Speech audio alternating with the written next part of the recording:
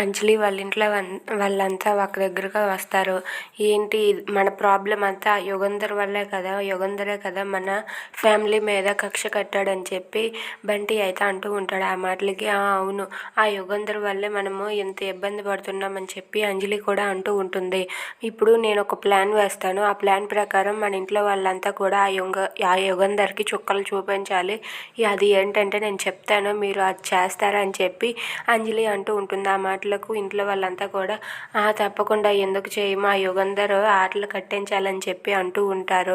ఇక ఇంట్లో వాళ్ళంతా కూడా అవునమ్మా, ఏంటి ఆ ప్లాన్ చెప్పు అని చెప్పి అంటూ ఉంటారు. ఆ మాటలకైతే అందరూ ఒక్కసారిగా వినండి అని చెప్పి అంజలి అయితే తన మనసులోని మాటని చెప్పి ఆ ప్లాన్ అయితే చెప్తుంది. ఆ మాటలోకి ఇంట్లో వాళ్ళంతా ఎస్ కరెక్ట్, అలా చేస్తేనే ఆ యుగంధర్ ఆటలు కడతారు అని చెప్పి అనుకుంటూ ఉంటారు. ఇక అంజలి చెప్పిన ప్లాన్ ఏంటి? If you like this video please like, share and subscribe. Thanks for watching.